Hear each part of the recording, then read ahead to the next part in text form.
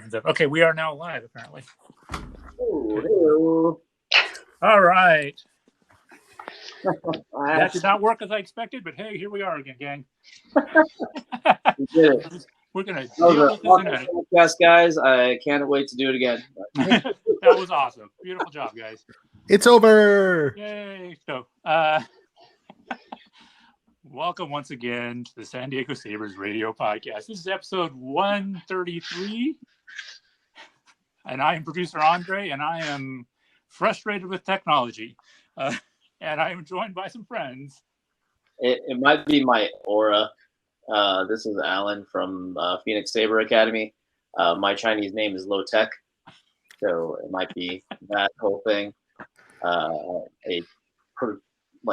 ghost of the machine since I logged on. Incredibly helpful. Anybody who doesn't know me, my name's Ian. I'm also a member of San Diego Sabres.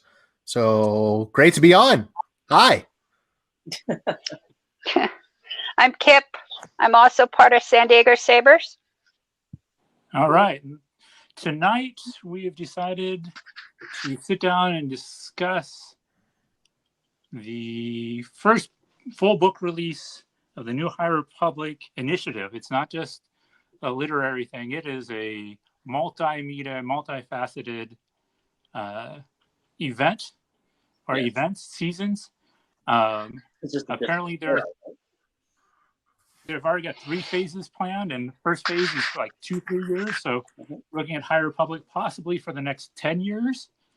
And if it's anything like what we've seen so far, I'm excited. Same. How about you guys? I mean, I just saw the concept art, and the only thing I really have seen of the concept arts before this was the lightsabers and the Jedi, which had no names at the time when I saw the concept art. But now that they do have names and they have, personalities that I can read about and stuff like that, I'm really excited. How about you, Kip? I'm excited for it. Yay. Cool. Yay. Chris. That it's gonna be that long, that's nice. It's just nice that that they have a bunch of authors all going in one direction all together, and that they're throwing ideas back and forth before their books are even written. That's the fun part. So that is true. It looks like they have a plan and a vision versus making it up as they go. Right. Well, that's kind of the directive now, right? Is to actually sit down with the story group, and this is what the story is going to be. It's pretty much what Marvel did for their cinematic universe. They're like, okay, these are the stories that we want to tell. These are the characters that are going to be in it. All right, everybody just make sure that they talk to each other about each thing, and that way we don't have any weird continuity issues. That's really the thing. Although they could possibly do some weird stuff like that because they kind of jumped that shark in Rebels. The Lulth time, the time warp. Don't get me started. Yes. Okay. And as our tradition, we start the podcast with a trivia question, and sometimes we even remember to answer it at the end. In this novel, we are introduced to a Wookiee Padawan named, and I'm going to say his name wrong, even though I heard the audio version of it. Buryaga. Buryaga. It's so fun to say. He is not our first introduction to a Wookiee Padawan or youngling. We had one previously in Clone Wars, and he has a name, and we will get that name from you at the end of the podcast. He's my favorite Wookiee. Favorite youngling? So I will definitely know his name. I know the answer to this. Okay. Team. If we don't go off the rails so far that we don't remember the trivia question at the end. Okay. There really isn't much happening in the way of Star Wars news. In fact, we had a glut of Star Wars news at the end of the year, and now we're going to probably hit an extended dry spell. Yep. The only thing that's been coming out that I find interesting there might be other stuff, and I don't hear it. Is the fact that EA is no longer the exclusive home of Star Wars video games, which I think we're all kind of excited about. And then quickly after that, we heard that Ubisoft is now going to be starting an open world video game based in the Star Wars universe, and we have no more information on that. But with seeing what they've been able to do with, they did Assassin's Creed, most of the Assassin's Creed stuff, Far Cry, and some other notable titles of open world stylings. I'm excited, and I'm personally hoping it's High Republic. Any thoughts? I do. Go ahead, Ian. I'll go after you because I have a lot of things.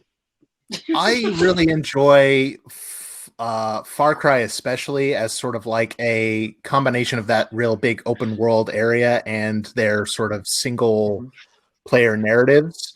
I never actually got really into Assassin's Creed because I played the first game on PC and I couldn't get up like the first wall in the tutorial mission, so I just gave up and never went back.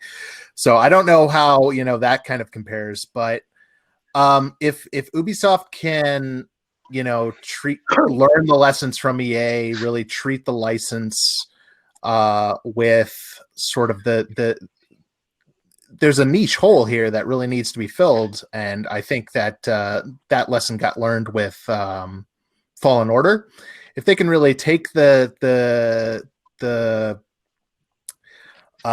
lessons that kind of EA's dropped the ball on in the past couple years with them holding the license, and really make something that is going to be, do something great with this license, because it is such an amazing deep lore license. And now with the High Republic, I agree with you, Andre, this is a perfect opportunity to introduce a whole new era of Star Wars to people through video games. So if they can pull that off, I'm all for it. Let's go. Let's do more. Yeah. Being a fan of the Lego Star Wars games as well, I do love what Lego has done with them and that group, because it tells the story but does it in a very tongue-in-cheek way of doing it. But then you're looking at the age ranges, right?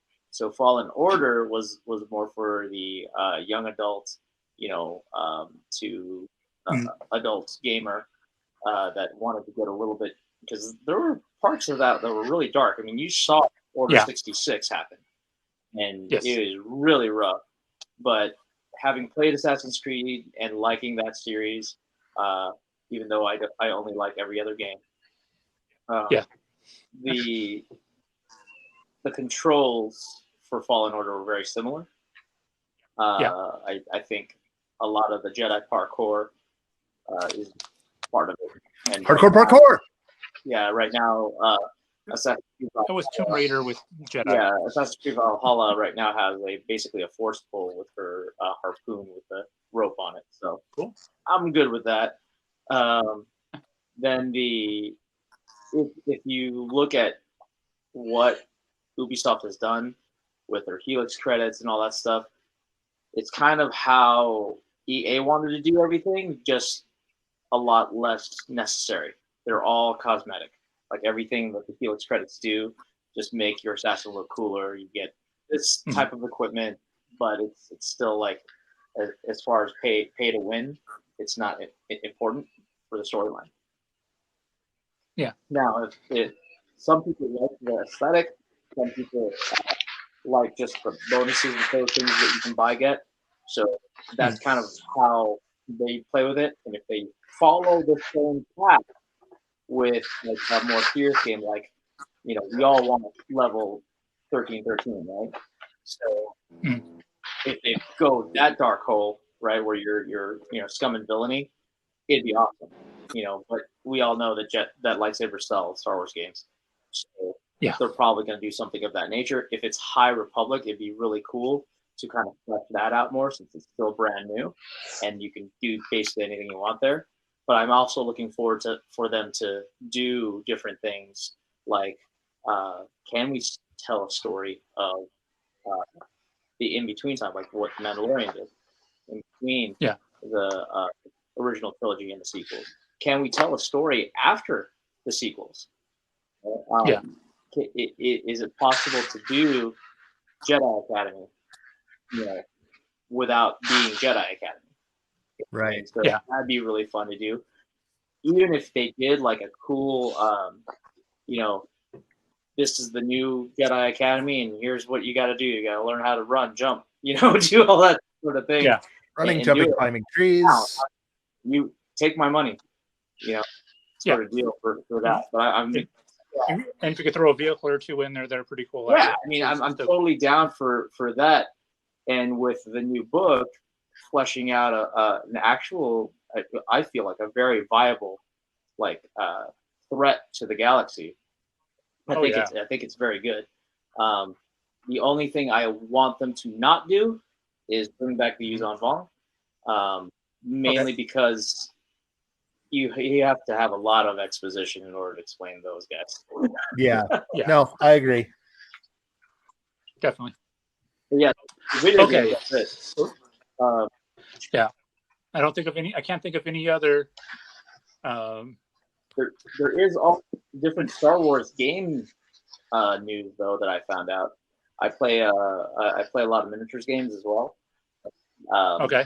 One of the guys, one of the makers of the Marvel game, they have a Marvel miniatures game called Crisis Protocol. Atomic Mass Games also got the license for Star Wars Legion. So Really? we have a whole slew of new Star Wars miniatures, and hopefully much more thought out gameplay. And I'm just glad that more miniatures is just more toys. I don't necessarily have to play the game, but it's always fun to. Miniatures are always a fun. I'm just like, oh great, one more thing to spend my money on. Oh damn. Yeah. I own several of the Legion miniatures, and I don't use them to play Legion at all. I run the occasional tabletop Star Wars game, and they're perfect for it. So exactly what I'm going to use it for too. Yeah, there might be like one or two Legion games in there just so I can know the rules and say, yeah, I did that. I did play the box set. But that's about it. Yeah, that's what happened to my Darth Vader. I painted him up. I'm like, this guy looks cool. I'll play one game. All right, I'm done with this game. Thanks. Okay, so without any other additional news, let's jump into the book. Now, I'll admit, I did the audiobook. I did it while I was at work.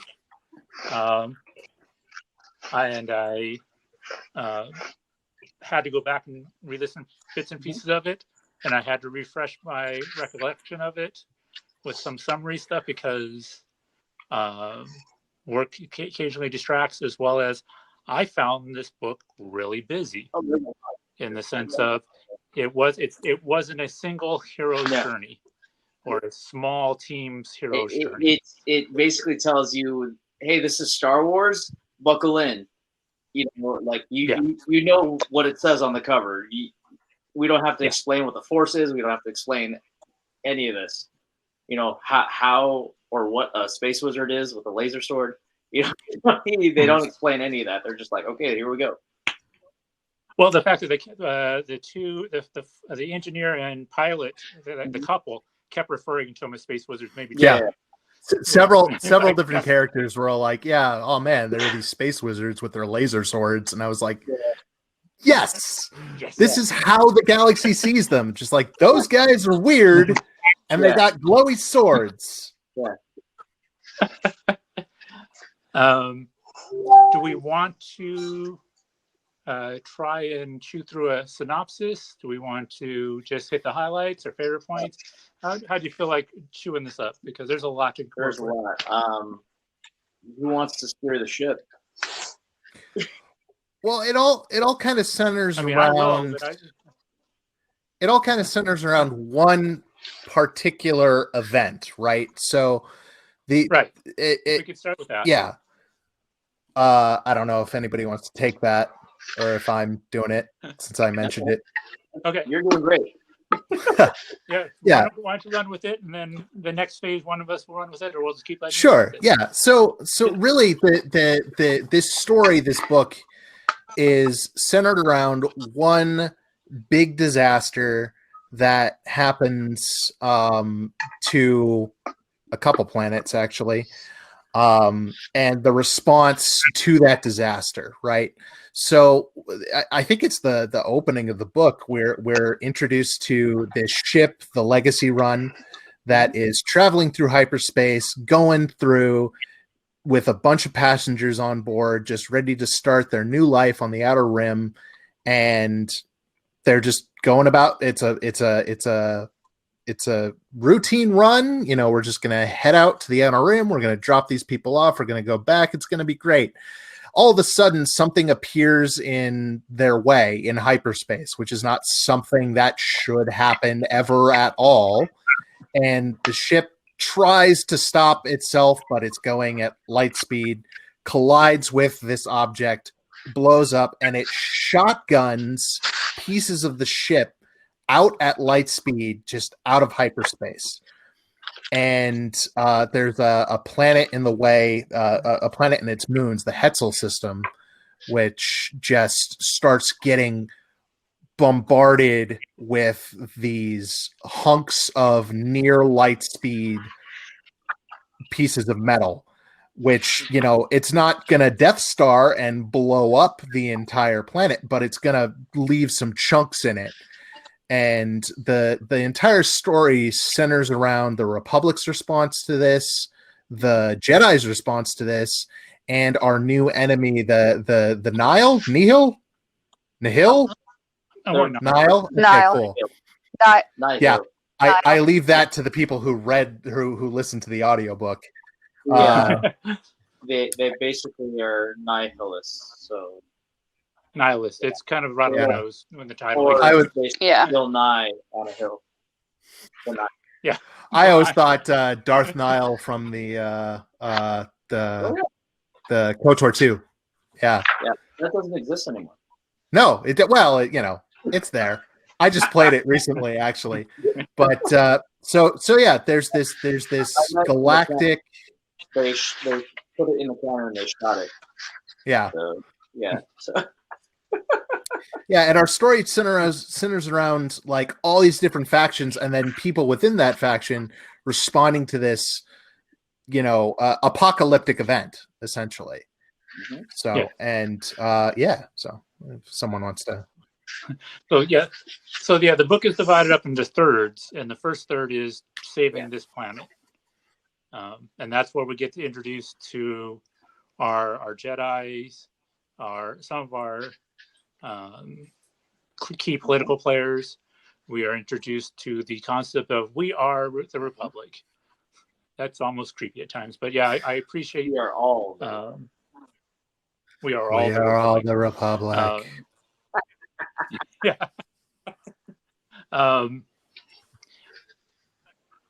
I said, because I found it really busy, and I'm without pulling up a cheat sheet with character name, I will probably describe characters or situations, and one of y'all can tell me. If it makes you feel any better, before this podcast, I was frantically Googling list of High Republic characters to try to put it up on my second screen, and it's not quite there yet. I sent you that one. Yeah. Well, I sent you that infograph in the group chat. Yeah. I'm gonna sneakily pull that up. And why don't you pull that up, because I'm going to, struggle to remember. Because, like I said, it's a lot going on, and like I said, and at this point, you're not really emotionally attached to any of the characters. So for me, it's harder to remember names because of that. There's like, oh, here's another character. Oh, here's another character. And now that is not a critique to the story. I mean, it might sound like I am grumping on the story because of its busyness. It's just not usually when I read like an epic fantasy book or whatnot, you have your hero and a small traveling party, and then occasionally some one-off characters off to the side. This is kind of Game of Thrones level. Everybody in the universe has a part of the story. I mean, there's a lot of Jedi to keep track of. Thankfully, there is a a lot of species in Star Wars. Like, it's very clear in my mind that's who this Jedi is. We got a Ithorian, or Ithorian? Is that how you Ithorian. Yeah, Jedi in this, and I'm like, whoa, holy crap, I haven't seen one of those since when I read the Darth Bane book. Holy crap. But yeah, that's kind of neat. We know that there's a couple of people since this. First of all, this is 200 years before Phantom Menace. Mm-hmm. I thought it was much further before that, and it's not. It's actually only 200 years, which means that Yoda is still around. Yep. And a surprise to me, but maybe not a surprise to you guys, Oppo Rancisis is around. And Jarl Poof, too. And Jarl Poof. Yeah. So all these Jedi that you see in Phantom Menace are like chilling. And I think most of them are on the council, too. Yeah, I don't think there's several of those council members were familiar. Yeah, and so that to me was like, what? Oh, that like when I heard and saw those names, I was like, oh, okay then. I guess this isn't the Old Republic. You know, this is it's not thousands of years in the past. It's a couple hundred years. Revan ain't kicking around, guys. We gotta right. We'll see if any of that stuff happens. We get a Duros. I think one of the characters is a Duros. So those of you that don't know, it's the same species as Cad Bane. He's one of the Jedi in Part 1. We know about Boryaga. He's a Wookiee. Loden Greatstorm is a Twi'lek. Yep. Twi'lek? Twi'lek or Twi'lek here? Sure. I don't know. It depends on what section of space you're from. Oh, I see. Twi'lek? Yeah. If you're from the south. And then one of them Twi'leks coming up this way. And there's a couple of other different species of Jedi, and that made it easier for me in my mind, to kind of make them different and how they do it. There's a Nautolan Jedi too, isn't there? Yeah. No, he's the Nautolan was one of the Republic ship officers. Okay, that's what it was. Yeah. But and there's a Trandoshan. There's a Trandoshan Jedi, whose name is something. Skir? There's like 3 S's in his name. Yeah, it's SSKER. Skier. Yeah, see, audiobook people, this is why we need you. Thank you, Kip. You're keeping us in check. Skier. There's a bunch, and there was a couple of. There's a Changorian, right? Is the High Counselor or Chancellor is Chagorian? Is that correct? Yeah. Yes. So so they're the big blue aliens with the tusks on their chins and their heads. I forget the name of Palpatine's right-hand man, but that was basically, he was one of those Changorians. But yeah, there's a lot of really cool additions. Yeah. So before we get too much further down the storyline, let's take a minute and talk about world building. They obviously, we accepted, Jedi the Force and all the things that we are familiar with, but they've done a lot by introducing all these species that we're familiar with or semi-familiar with. And they've introduced a lot of new world, new ships. What are your thoughts on how well they quickly addressed this is a new world, new time period, new era?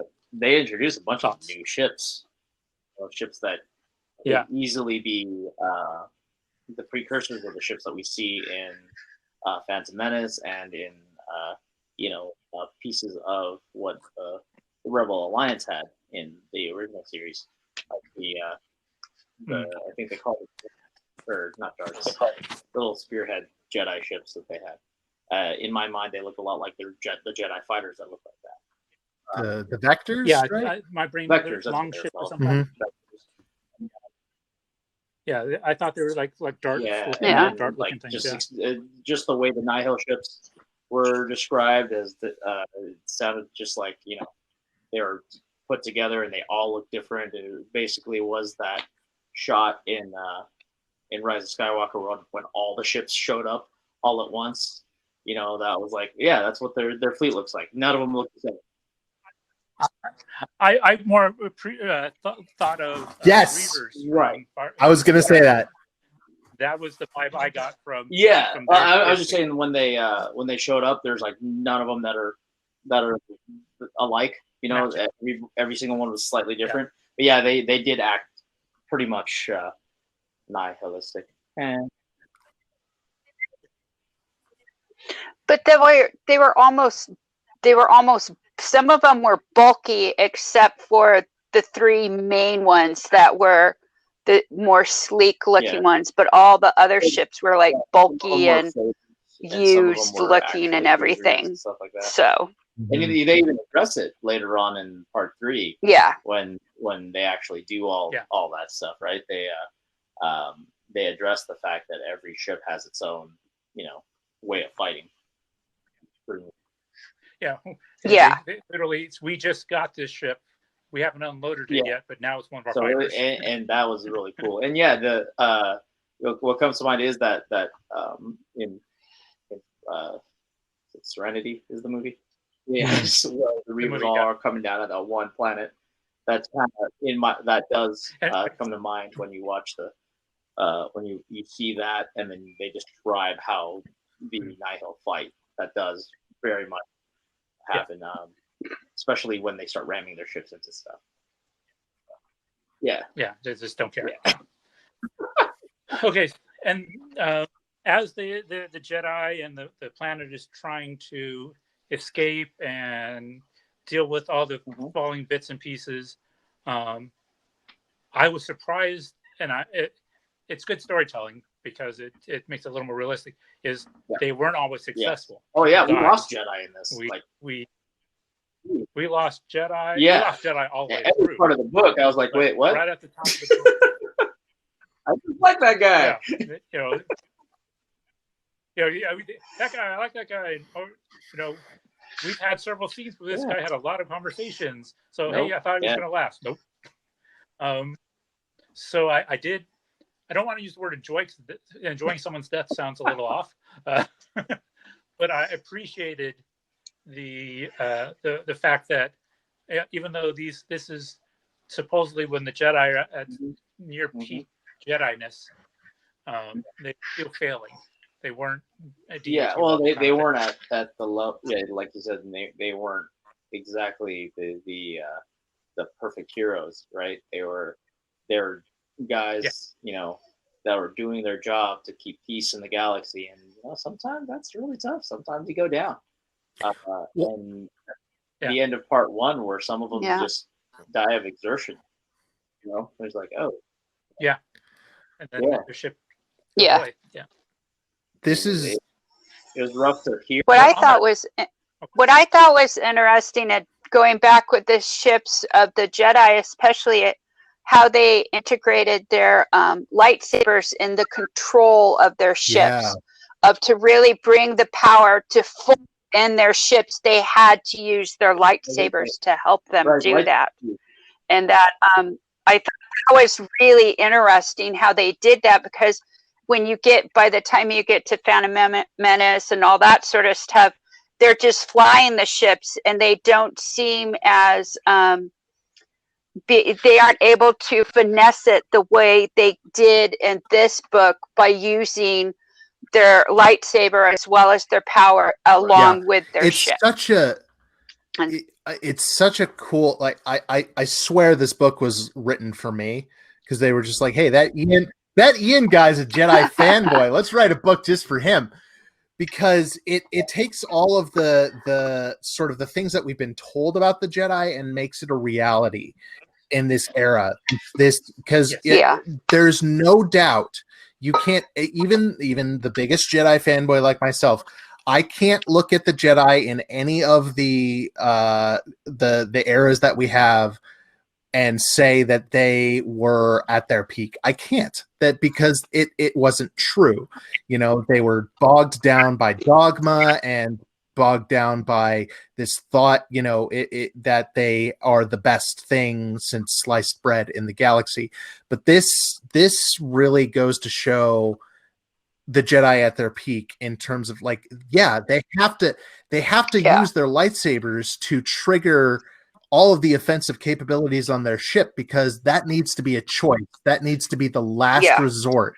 That needs, and it's just like I love that is like a key. It's a failsafe that says, if you're going to take a life, very much like what we've been told the Jedi are like all this time, but never really see. If you're going to take a life, if you're going to unleash the power of the Force on someone, you got to be sure that it's the right thing to do. So you actually have to put in that key and turn it. And, that's amazing. I loved that. Yeah. I know. And I'm sorry. Go ahead, Alan. Say about the lightsaber key. In my mind, that's their joystick.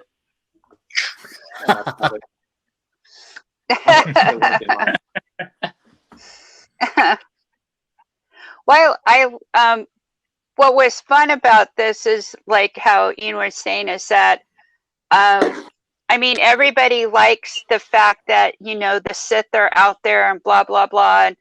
And you have the whole Darth Bane series and the Rule of Two, and you really delve into that whole thing with the Sith, and it's just, the Jedi.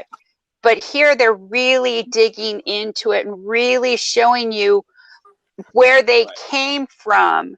And even towards the end of this book, spoiler alert for anybody out there, where you really see the council meet for the first time, and then they start arguing about the viewpoint of, we shouldn't be military, or we should be military, or we shouldn't do this, and we shouldn't, but we should do this.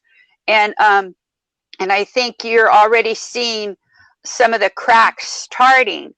But this is the epitome of when they were like in their Renaissance, the whole thing of their golden age. And you see that even in the clothes that they wear. They're very much white with gold trim and all this sort of stuff. So. One of the phrases that pops to mind a lot is that a Jedi's life is sacrifice. And in the very first act, we see that where there is this, we talked about the great disaster of the shotgun, of the parts going out. Well, one of those bits that's hurtling towards the sun, and it's full of Tabana gas, which is going to cause a chain reaction in the sun that's going to obliterate the system, right? It doesn't matter how many other pieces crash into the planet. If this isn't stopped, then the whole planet goes bye-bye. And as I think Alan mentioned, and Andre, all of you mentioned, we see Jedi die, and they exerted so much of their Force power, so much of their Force potential in joining together to move that one hurtling piece of ship out of the way of the sun. Like, Jedi died. A lot of them died. This isn't your sort of like Legends power fantasy Jedi. Like, in order to do something like that, they really did have to give up their lives, and some of them did. But their lives were sacrificed. They did that for the greater good of the galaxy, knowing that they would live on through the Force. Right. So that's another example of just how the Jedi are at their most they're closest to their real philosophy as we've ever seen them. Yeah, they also mention something that those of us have read the books before and read the role playing books and stuff like that. The Force is different for everybody. I love this. The fact that one of the Jedi sees it as a song. Right, Avar Chris, sees it as, the ocean, and another one has, so every single Jedi has a different connection to the Force and can do that. I also do like to mention that the fact that they mentioned the cosmic force versus the living force, it's just a nice little nod. And going, oh, okay, all right, that's still there. Yeah. It's not like the basis of the story, but it's very cool that they can connect that way, and that's kind of how they can connect with each other. Maybe not through verbal communication, but through the empathy that they have as well with each other, and just going, yeah, well, this is it. We have to all work together to move this thing, And then also Loden Greatstorm training Bell, his Padawan, to me is hilarious because of just the way he trains them. Just gonna throw you off a cliff. Yeah, off cliffs and off planes and stuff like that. Just kind of going, yeah, all right. I can see a bunch of Jedi doing that to their Padawan. My favorite line from Loden Greatstorm, and I know it's my favorite because I actually like took a picture of it and circled the paragraph and sent it to my buddy, who's my co-host on my personal Star Wars podcast. I sent it to him, and Loden Greatstorm's just like, listen, he first of all, he's just thrown his Padawan off a cliff. Yep. And there was a Jedi at the bottom, like ready to catch him. And he comes down. He's like, listen, man, that's my fault. You just need more time to connect with the Force. You know what we're going to do? Once we get back to Coruscant, I'm going to take you up to one of the highest. They're like 4,000 stories tall. Yeah. I'm going to kick you off that because you'll have like minutes to fall. Plenty of time to connect with the Force. You got this, buddy. Yeah. You got it. And Bell's like, that sounds like a great idea, Master.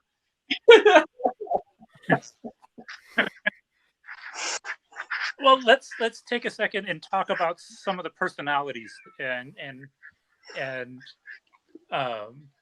some of the characters of the Jedi, because we're being introduced into a full spectrum of Jedi that aren't the monk stoics that we're supposed to believe they are when we hit Phantom Menace. We've got a lot of them with great senses of humor. We have a couple of them that are essentially a couple, so that even though they don't have attachment, but they do, So what are your thoughts on that, the introduction to those kind of humanizing elements of the Jedi compared to our fundamentalist monkish that we're kind of living with in the I love it. It's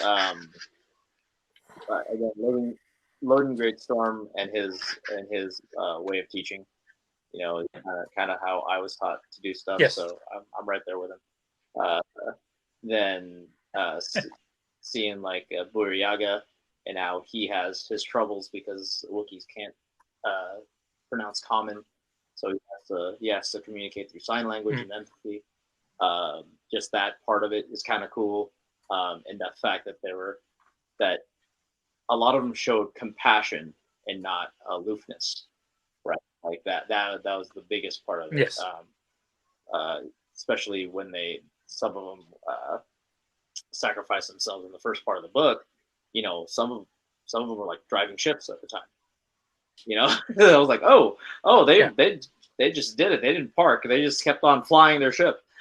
They were exerting themselves. Yep. And then crashing their ships.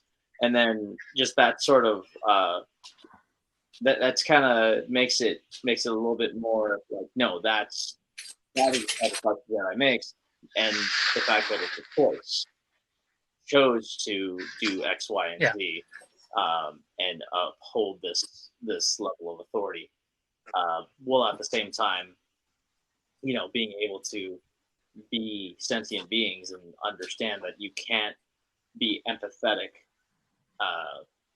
and dispassionate. It's like you can't use empathic powers and then just not do anything. It's kind of how it works. Sure. Right. I enjoyed that part. But then again, like Ian said, that's one of the first times you really see the Jedi upholding their principles. That they're supposed to be and I mean this is basically the way they set it up. This is frontier land, right? This is the Wild West out in the Outer Rim, and all of this is happening in the Outer Rim. And then there's some scenes in Coruscant saying this is how we're going to address it, but the Outer Rim is basically where they're going to put Starlight Beacon, right? Which is meant to, again, inspire hope, and that's the main theme, I think. Right. In this is, and they even say it in the book. I mean, the title is Light of the Jedi, and at the end, when they all ignite their sabers, that's the light of the Jedi. You know, this is the Starlight Beacon. You know, which is really, and so I'm totally down. Give me more, please, and thank you. It's one of those things where, like, I have referred to in my discussions about Star Wars, the cycle of the Jedi, where we see the Jedi become, you know, they start from nothing, they become this sort of paragon of the, you know, justice and truth and you know, their core values that they say. This then gives way to sort of dogmatic principles where they become too rigid, too hardened, they collapse, fall to an enemy, and then it falls to somebody, whether it is the Jedi Exile in KOTOR 2, whether it's Grandmaster Luke in Legends, whether it's Rey coming up in the end of the new sequel trilogy, falls to someone to say, hey, look, we got to go back to basics, we got to go back to our core values and build our order based on that. And this cycle we've seen, especially in Legends canon, many times before, except we've only ever seen it at the precipice before the fall or the aftermath of the fall and the beginning of the new. And we're experiencing that. We're experiencing the peak for the first time in forever, and seeing these Jedi who are kind of allowed to just, you know, voice their opinions, who are allowed to disagree with, you know, Kip, you mentioned the council meeting at the end of the book where they're just like, hey, are we military? Well, we have precedents for being military before. Well, that's not really our thing. There's open forum, there's open debate, there's acceptance about what is, you know, the different pathways that the Force could take us, and where people like, say, Qui-Gon in The Phantom Menace are kind of shunned for their views on how the Force should operate. Here, all of those voices are taken into account because everybody hears the Force in a different way. So that was something that was really interesting to explore here. Yeah. Well, what I liked about the Jedi in this book is the fact that it seemed by the time when we got to the whole prequels and stuff, it's the whole thing of that the Jedi, yes, they're the Jedi, but not only that, is that to become a Jedi, you almost lose your personality. And you all become like all cut from the same cloth almost. While here, everybody was able to keep their personality. Loden, Great Storm, he had a wonderful sense of humor and stuff like that. And you saw that, and it seemed like his Padawan took things just a little too seriously. So maybe that's why he was given the Padawan he had and stuff like that. And everybody was able to keep their personality that they had honed and grew into, without just all being, oh, well, that Jedi is just like the next Jedi, just like the next Jedi. And that was one of the big things with Anakin and the whole thing, is that they wanted to squelch his personality. At least that's how he looked at it. Squelch his personality, and he didn't want to be just like all the other Jedi and stuff. And that's how it wasn't like this. And in fact, I can't remember the two characters' names, but it's the one where he's the serious one with the deep voice saying, you know, I'm after this work, I'm going to go on and look for the Nihil and stuff. And I think you should join me. And she's like, oh, are you becoming, are we getting too close? As in, are you putting things above the Jedi? And she meant that kiddingly and all this sort of stuff, and how they were playing off of each other, and how they were looking at things like, hey, we work well together. Let's stay together and work well together to move the Jedi forward, to help people to do things that are good and stuff. While it seemed by Phantom Menace that would entail making a commitment or being, what you weren't supposed to do in the Jedi.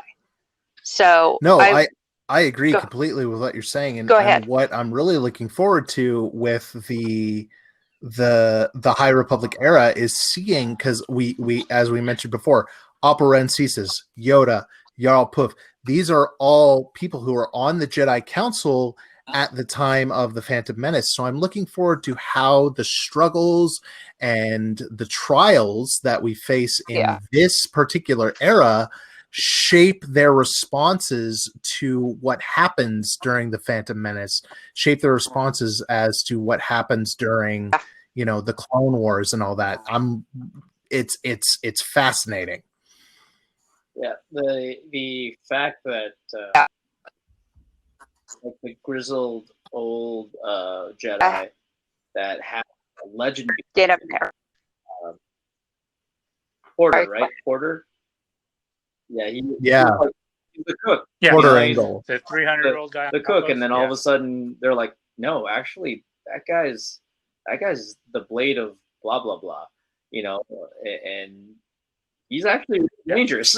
And then there's a point where they actually do draw their lightsabers, and you're like, oh, he's taking everybody on. Holy crap, and there's a point where he's just like, well, that was a good life, I was like, I messed up. I turned my back on somebody with a gun. Oh.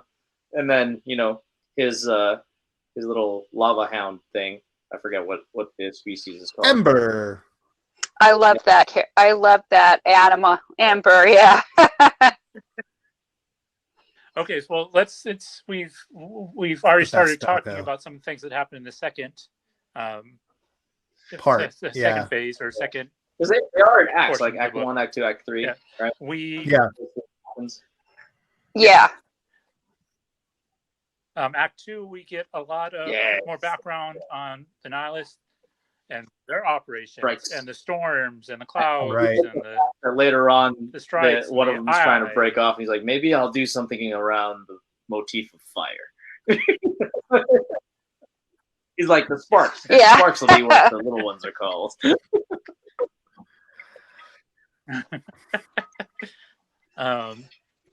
Anything in that part of the story strike you as noteworthy? I got a lot on this. The Nihil as an enemy. So I'm reading the book, and I've actually my dad is very interested in sort of science fiction. He's science fiction adjacent. He's just like, he likes hearing what I have to say about random Star Wars stuff and whatever.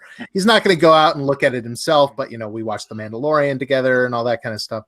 And so I've been kind of explaining to him throughout my reading of the book, sort of like day to day, what's been going on. And one of the things that I said to him about halfway through the book was like, this new enemy, the Nihil, I'm really interested to see like how they develop into a real challenge for the Jedi, because I'm not sure how they're going to become that. And then I finished the book and I was like, I have no doubts anymore.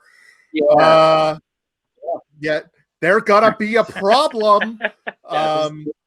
Huge problem. Yeah, so their main the Nihil in the book, and again, this is a spoiler-based podcast, so spoiler alert. Yeah, if you've gotten this far with having finishing the book, or haven't gotten enough into the book, you're either not going to read it or you want to hear what we have to say about it. So, but their biggest advantage is the ability to find alternate hyperspace routes. They can appear and use routes that nobody else can other than these established hyperspace routes, and they do this through the eye, Marchion Row, Marchion. Thank you. Marchion. Marchion Roy. I so appreciate Marchion Row. Yeah. I so appreciate this because I'm just like, well, my brain's not going to come up with the right pronunciation just reading words. So, yeah. So Marchion Row, he's this guy who's part of this marauder organization, essentially, and their biggest thing is that they just have these hyperspace paths that they can just go and show up and disappear whenever. But at the end of the book, Marchion Row becomes a real threat. Like, he is a guy who, he sees these marauders as a tool to meet a greater end, a grander end, and that vision combined with his ability to find these paths, these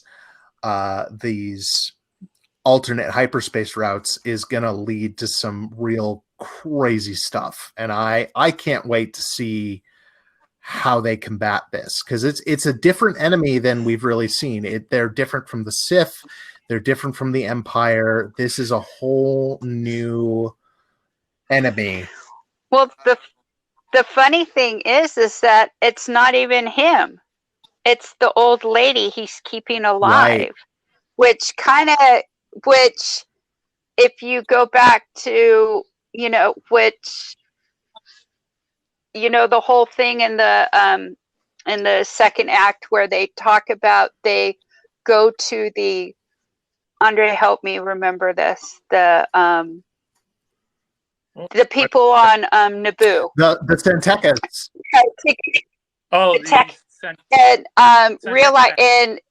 realizing that, they were the ones that went out and were the ones that figured out hyperspace for everybody, and the Jedi were talking to them, and then when they leave, and then these two people going, "Hey, this sounds like our ancestor," type of thing. Yeah. And it kind of reminds me, Andre and I were talking later after I finished going, I'm wondering if she's force sensitive, because when Marchion is talking, Mari, talking to her, and all she sees is like what's going on, and then she just goes off figuring out other areas and other ways to read things, that if this wouldn't be some type of force sensitivity to be able to move through hyperspace like that. But she's been the only one that's been able to do it as of right now. Right. And everything. And again, going on into the act 2, how when they were talking to these people and that they were on Naboo and overlooking the artists, the artist island in the lakes area.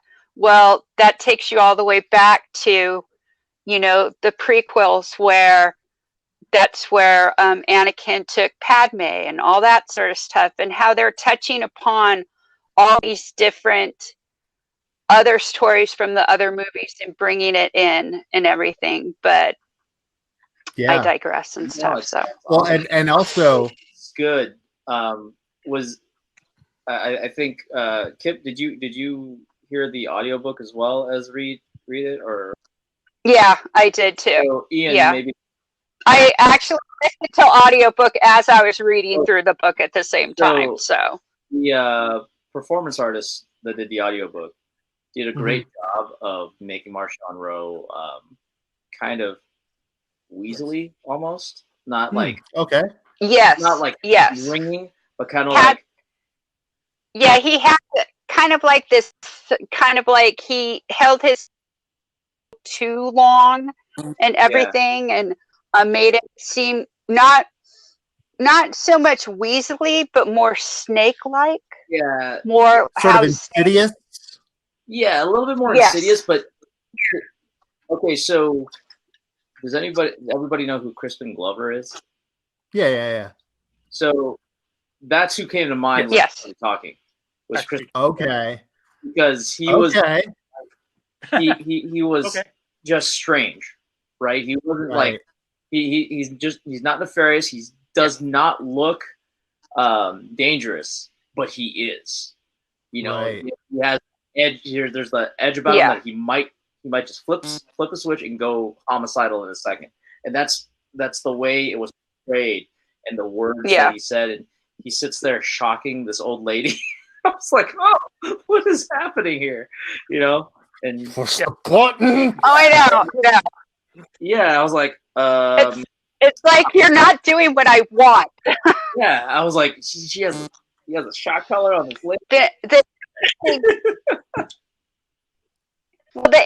interesting thing is from what I get from the audiobook is that the gentleman who was narrating it, he did all the voices as well. Yeah. Interesting. That's cool. So this one guy did all the voices, and he did such a great job doing all the voices that no two sounded alike. That's awesome. At all. And I almost got just into just listening to him, not even paying attention to the words, because he was just doing this awesome job with the characters and everything. So if anybody ever has the chance to hear it on Audible, do it. And they do listen. Like all the other Star Wars books. They do have soundtrack and like sound effects and stuff too. Yeah. Mark Johnson. Yeah. His name is Mark Thompson. Yeah, Okay. he did Mark Thompson. an excellent job. Yeah, and I loved how he played Marciano's character. It was just amazing. It just, anytime he did that character, just gave me like the willies, like, oh, just one of those things. So you want to keep that guy at arm's length. Well, he's done a lot of Star Wars books. Oh, but what, Andre? Yeah. Oh, he's done several other. The thing about part 2 as well is it gave the Nihil a voice. Yes. Right. It gave them a structure that made you go, oh, it made you do the okay, so they do have a hierarchy. Oh no, they have a hierarchy. Oh no, there's a whole thing there. Okay, and then to see how Mark Monroe manipulates that hierarchy. Right. Yeah.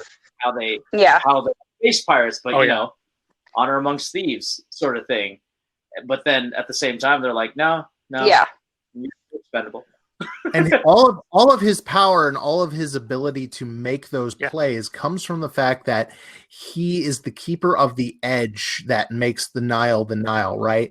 Yeah. He is the guy who has the paths. He has the access to the old woman who Mara Santeca, who cool thing, Santeca, it's the same clan from the guy who gives Poe Dameron in the sequel trilogy, Lord Santeca.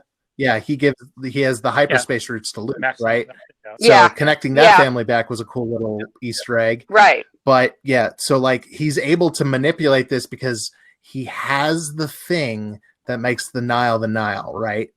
So he has their edge. He has the thing that makes them dangerous. So even if someone, wants to make a play on him, he can be like, but what are you going to do without these, huh?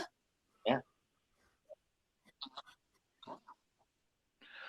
Well, and the fact that that information goes straight to their computers. They don't even look at it or whatever. And as we get to Act 3, it's Act 3. And his speech to them was great because they were all for it. Yeah, go ahead, take it. Jesus, take the wheel. Sort of. What happened there?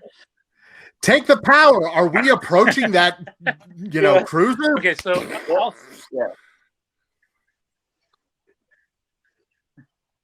Okay, so also in Act 2 we have the kidnapping of the family, where we get introduced to what outpost life is like. We get the failed blackmail of the other planet, which I can't remember the name of the race of beings or hunters, which apparently they picked the wrong place to extort. Wrong. Yeah. It's at the tip of my tongue. It starts with an I, right? That pays off. But yeah, they are. That part was great. Sure. The blackmail that goes wrong is so good. I can imagine running a Star Wars game or even a Dungeons and Dragons game where that guy was a player character. Like, hey, you just picked he picked the wrong. Oh yeah. And man, does that pay off? That just pays off in the end, and it's so great.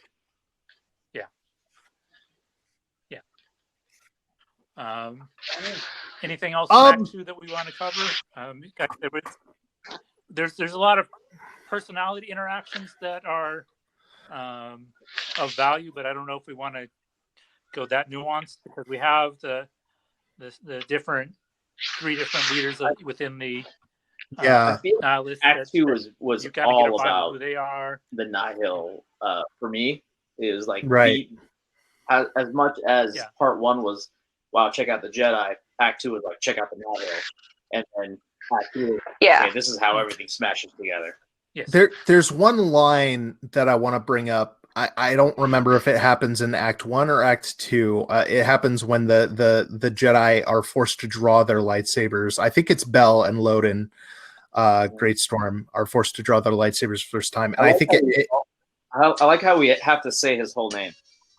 Yeah, right. You don't talk about a guy whose last name is Greatstorm without making sure you know his last name is Greatstorm, right? So, but there's a line of dialogue that I really like, and I think it has a lot of meaning for us as saber martial artists as well, where they're talking about how the act of drawing a lightsaber is in itself a final warning to the people who it's going against.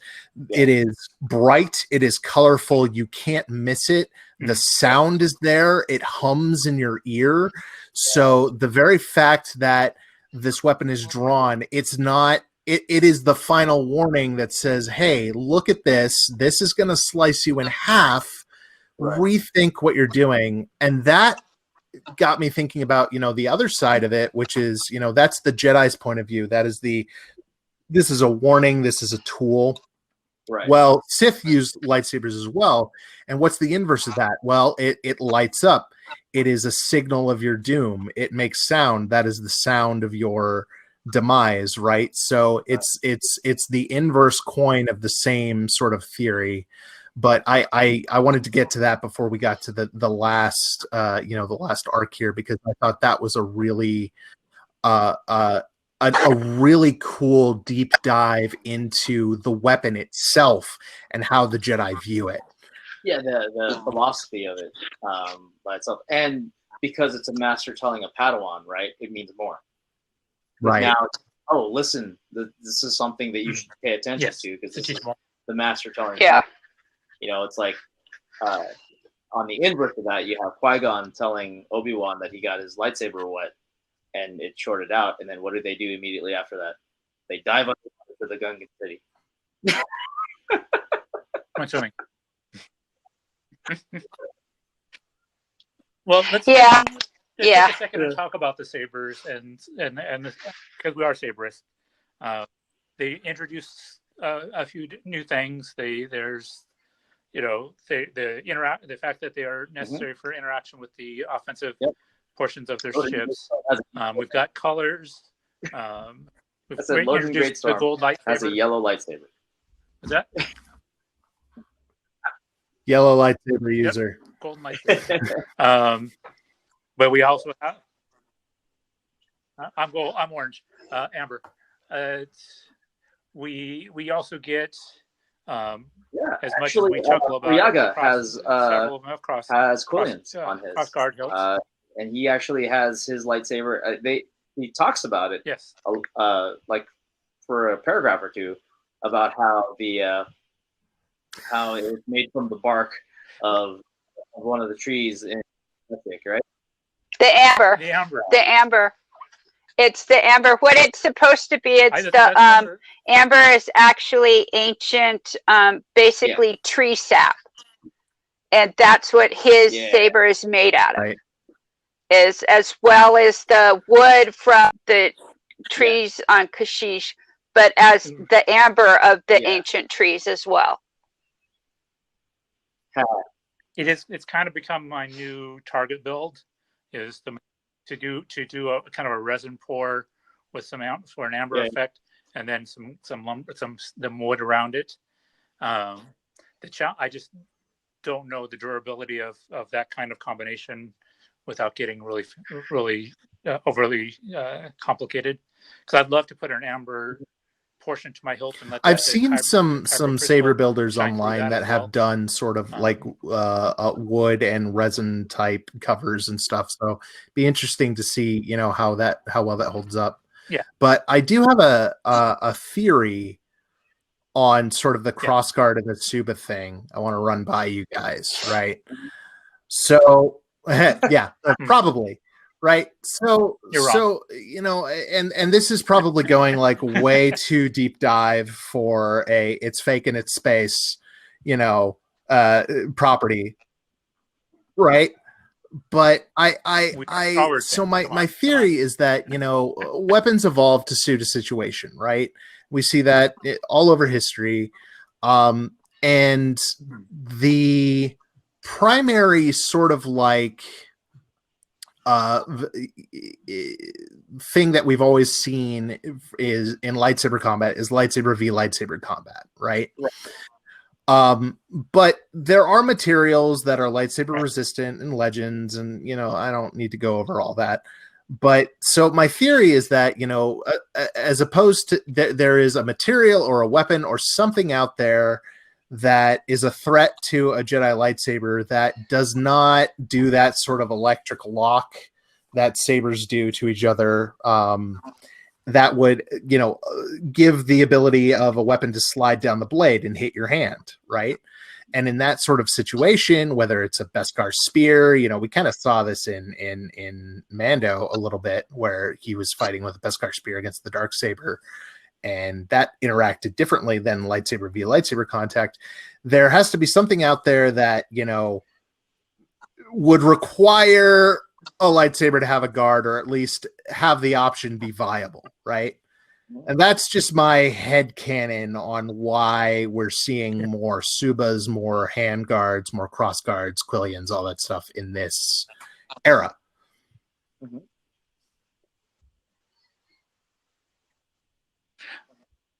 Yeah, I would assume that there'd be more hand-to-hand combat, less blaster combat at this point too. Yeah, so they would the biggest part adapt to that. I guess the biggest pro of the cross guard being on there, Quillians or a Tuba or anything of that nature, because I think you see at one point one of them has like almost like a basket hilt over there. Yeah, thing is that basically. When they use it, this is the time where like the Sith aren't around anymore, and there is not a lot of lightsaber versus lightsaber combat. But what you do have is, like you said, Beskar spears and other like lightsaber resistant weapons, and who knows how they actually interact. Yeah. Right. In Rebels, they talk about how lightsabers, their blades are drawn to each other, so they actually bind. Right. Like bind when they hit. So there's no sliding up and down the blade. So you can't just run down like we do permanent blades, right? And to take that down. But then we watch something like The Mandalorian, where you see Beskar and the lightsaber actually do bind as well. But there's a part where she's slowly shaving that Beskar spear down, and so it's like, okay, then in that case, how else can you what else are you going to go up against? As a design aspect of it, there's only so many cylinders you can really, describe. Yeah, and so okay, this one all the cylinders. Yeah, cool. But these are supposed to be knife as well, right? So having a lightsaber look like a rapier, having another lightsaber look like Excalibur or a broadsword or something, yeah. That tells you about that character, right? It gives them a template to go off of, because like Qui-Gon says, this weapon is your life. Then you can tell a lot about somebody, about their lightsaber. So when they talk about Boryaga's lightsaber, you can see that's kind of where he's going. He's the compassionate knight. He might not. He's the gentle giant, right? In Legends, he's the guy that takes the time to take a lost kid and brings him to the family, or at least what ends up as the family, right? I love that scene so much, by the way. Oh, yeah. Just going to interrupt. What up, Joel needs to say hi to Fode. He just jumped on the YouTube chat. Yeah, and to like, so Okay, that's kind of how I saw it. it. Instead of just saying, well, that's never happened before, so let's just take a dump on it. It kind of does that for me, because it's just a lightsaber color. It could be a cylinder, whatever, but to actually put some personality to each one, like when Phantom Menace came out, I went nuts because I was like, look at freaking Obi-Wan's lightsaber. That thing has spikes on it. You could turn that over if you can't turn it on, you just a mace. And then you look at so that's Obi-Wan's, and you look at Qui-Gon's, and Qui-Gon's is sleek and nice, and okay, that tells you a lot about that character. He's very, very much okay, this is how it's gonna go. Stuff's gonna slide off me like water off the duck's back. It's kind of how it works. And you see Darth Maul's, and you're like, that's a giant freaking lightsaber. Oh, it has two sides. Oh, it tells you a lot about that character. And I think that's one of the fascinations for us lightsaber fanboys, where we see a new lightsaber design, we're like, what's that say about me? kind of the same fascination that car guys have. Oh, you drive that? Oh, you're that guy. Yeah. I don't know, man. It's got 4 wheels and it goes. Okay. Right.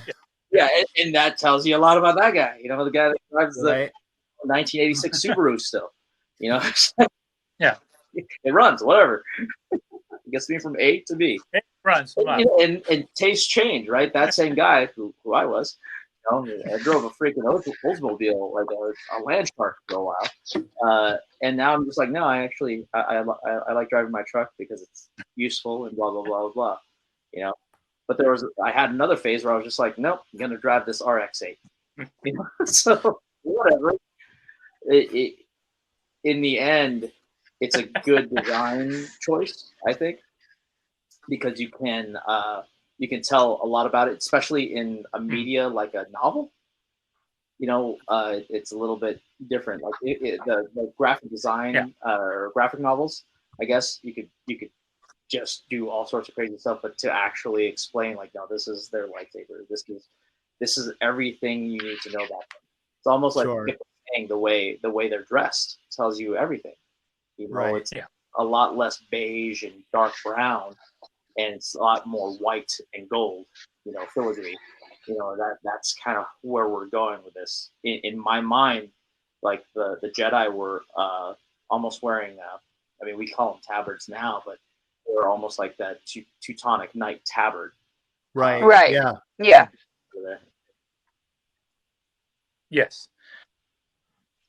Well, I think it continues to go with the kind of the theme I'm feeling of we're looking at knights here, and then we're looking more at in prequels, more like monks. So you go from the tall. Yeah, I saw them more as like the doll in the prequel trilogy. They were more like samurai that just just follow their lord in the wrong direction. Which basically they were doing, right? This was Right. Okay. Lex Luthering everything, and then actually, when it came down to it, it's like, no, this is kind of how it is, and then it did like Ian said, it's a cycle. There's one left, and then here's the actual principles it's built upon. Somebody had an idea. Okay, I'm going to build it from this idea again. Mm-hmm. We all know he failed, but it was a start. But I like how you touched upon, Alan, about the whole thing of that each lightsaber shows that particular character's where they're coming from as being a Jedi. Just like Avar Kriss, her crossguard wasn't as precise or as drastic as the Wookiee Padawan was, but hers was more beautiful looking. And if you look at that one scene where she actually lifts her sword up through the Force and it starts spinning to create a note, basically a musical note for her to hold upon and then go, that's it right there. She almost used it almost like as a tuning fork in a way, to an extent. Yeah, and absolutely. But how each Jedi sword is representing what they are like. Yes. Just like their character or their personalities as well are representing who they are. So and think about the fact that we are all, I'm trying to bring it back to this core of we're lightsaber martial artists, right? Think about the saber that you use. Think about the one that is yours. Think about I own like 5, but there's one that is mine. It is the one that I use. I don't lend it to anybody. It has an etching that is unique. It has a color that I could change it on the fly if I wanted to because of the type of saber it is, but I choose the particular color. We all have a saber and a blade, and anybody who gets into this combat sport, that we make it ours, in whatever way we can. And that it shows through a lot in our own personalities as well as, the personalities in this book. So it's not something that is unique to fiction. It's something that we can really feel and perceive as people who participate in this sport.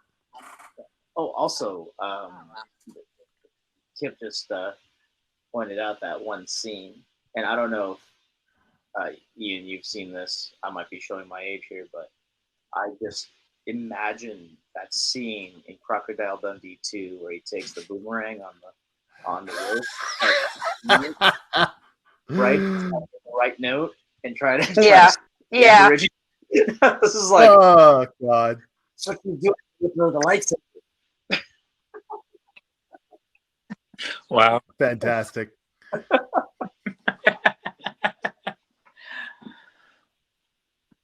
Sure. Okay, so back to the story. Otherwise, this will be a 3-hour podcast. It's not a big deal, but past my bedtime. So Act 2 is really delves into the nihilists, their kind of the structure, their plan. Then we get to Act 3, and this is when it all comes together and yet falls apart. Anybody want to take a stab at? I volunteer. It's tribute, I suppose. So in Act 3, we really get the and after reading this part, this is the part that made me go, okay, the Nihil are a problem. Marchion Ro kind of starts his bid to take control of the Nihil as an organization. Before, he was just kind of like the fourth guy who, he wasn't one of the 3 big faction leaders, but because he had that, them spicy paths, he got a cut, right, of everything. This is where he really starts to take he puts his plan into action, and he makes a martyr out of one of his captains. The Republic and the Jedi have figured out what the Legacy Run disaster was.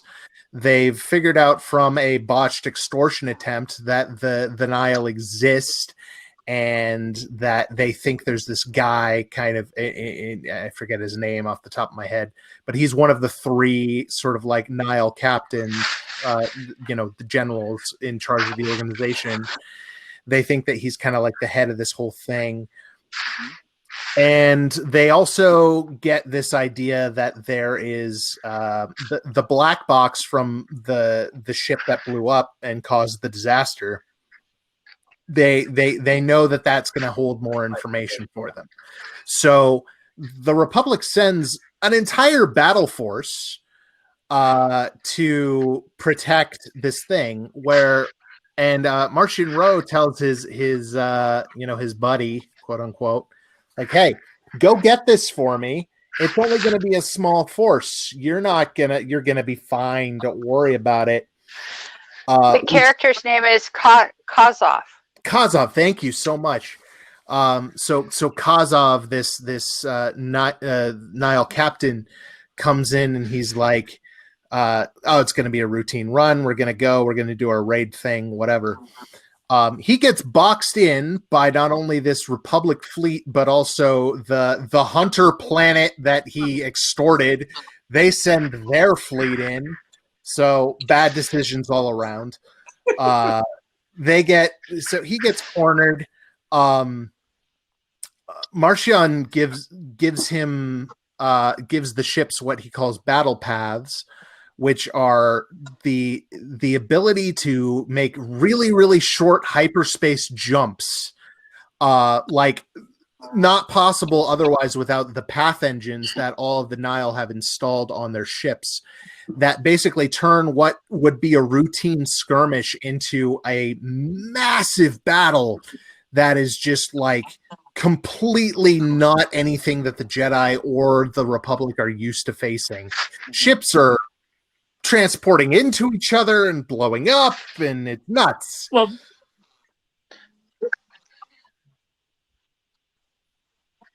Well, the Republic didn't even really have a standing right. fleet. It's kind of like a NATO treaty type thing where a bunch of different places. Yeah. So so there's no standing army. There's no the Grand Army of the Republic like we see in the Clone Wars or anything like that. There is volunteer fleets from defense forces across treaty nations, essentially. Yeah. And it devastates while the Nile, at least the Kazov's forces in particular, essentially get sacrificed by Martian, who, he gave them these battle paths, but he also didn't tell them that he's controlling those battle paths. So maybe you'll jump into a strategic place to bomb a Republic cruiser. Maybe you'll jump into that Republic cruiser and detonate. Yeah. Basically, he does the what's her name? Holdo maneuver. Yeah, that's the one. He pulls a bunch of mini Holdo maneuvers. A bunch of Holdo maneuvers.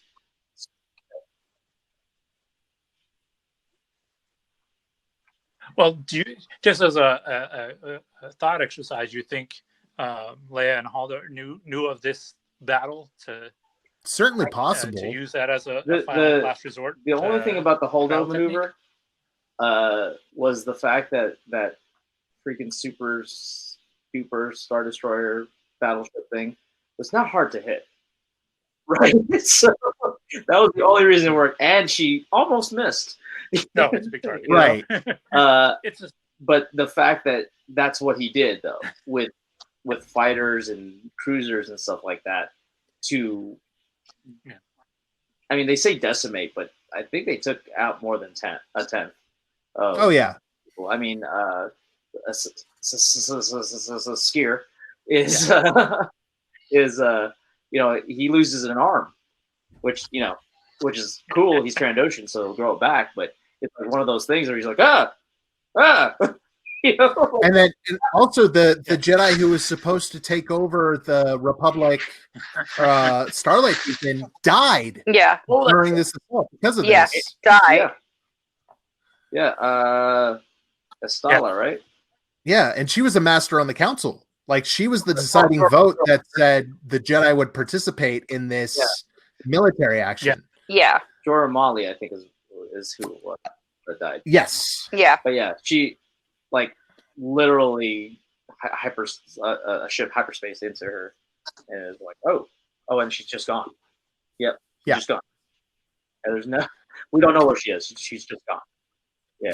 So not only did Marchion Ro like orchestrate the sacrifice of Kazov's forces, he then used that to unify and invigorate the rest of the Nile to kind of fall under his banner. And the only thing more dangerous than a bunch of random raiders who have extra hyperspace paths is a bunch of random raiders who have hyperspace paths with a cause united in one thing.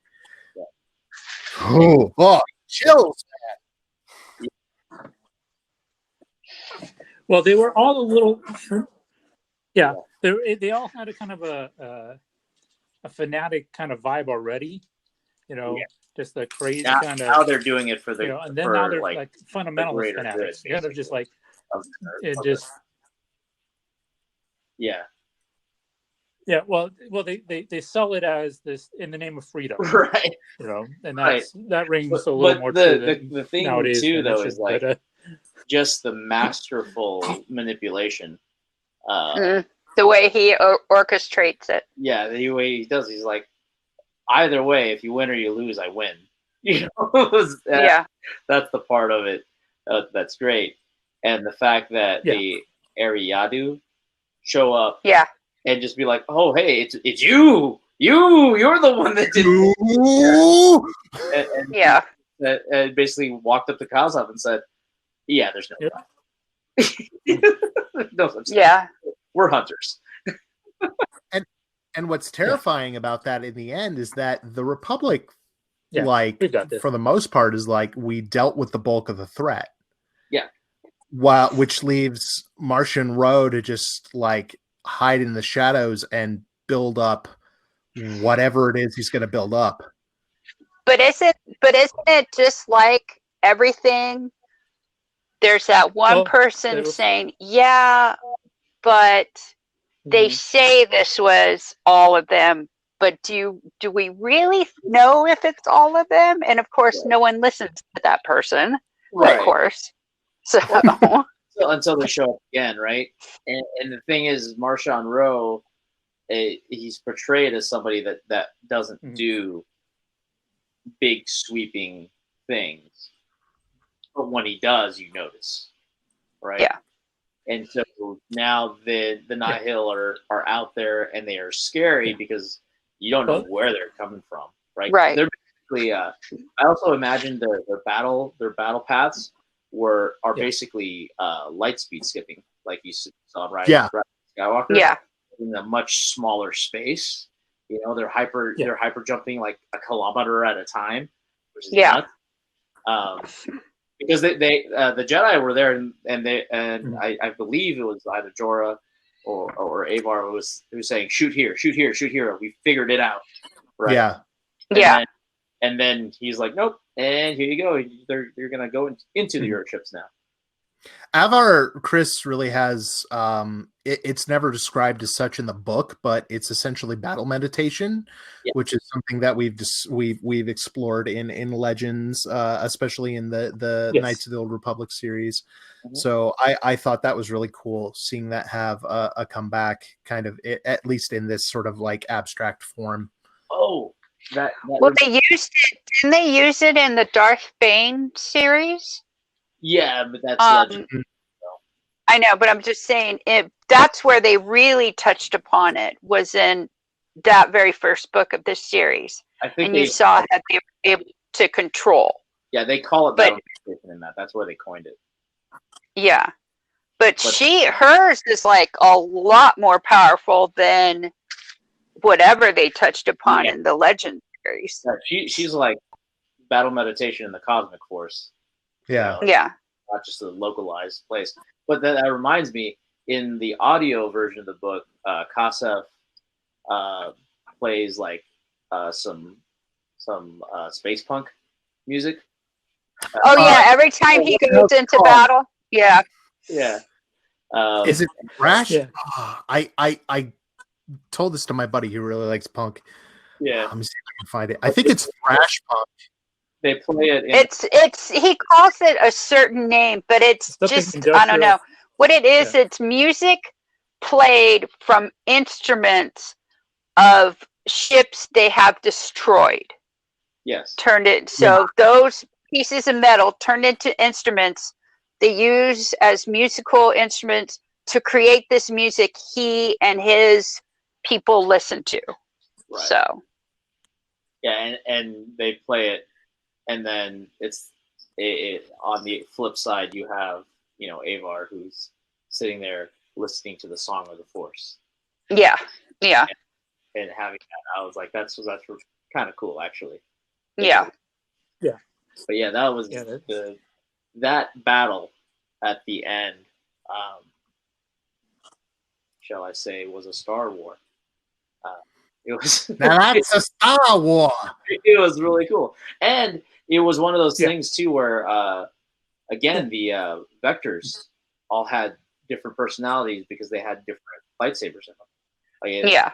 And there's a paragraph or two where they're like, "Oh yeah, his lightsaber has a green blade, so there's a green glow in his vector," and that's really cool. Oh, we also get in part 3, Bell actually flings himself. Oh yeah, he decides to fling himself out of the ship and has a lot of doubts on the way down, but then he finally figures it out. And, he saves a little girl, I think. Yes. Yeah. Ooh, the Nile shot out of an airlock. Like, yes. Yeah. If you had any doubt, they were the bad guys. Yeah. Yeah. Yeah. It was really. I mean, you see like the ground forces, right, are fighting on one planet. There's this huge space battle going down above it, and then there's even some starfighting, going on just in the upper atmosphere, going up into the battle. So it was very much, Act 3 of a Star Wars movie. Well, and that brings up a really important thing we got to talk about before we close, because it feeds into the end of the book here. Loden Greatstorm, Bell Zettifar's master, gets captured by the Nile and taken aboard Martian Ro's ship. And the way what this introduces is that Martian Ro is no stranger to the Jedi. He has learned through family experience how to keep them subdued and in check by essentially basically blinding them to the Force by making a bunch of people torturing a bunch of people around them. So it sets up this sort of like, okay, not only is this guy a pirate raider king, not only does he now have access, he has always had access to these paths that take him outside of the hyperspace lanes, the normal hyperspace lanes, but now we learn that he knows how the Jedi work, and he knows how to manipulate and basically their weaknesses. Yeah. And steals his freaking lightsaber. Yeah.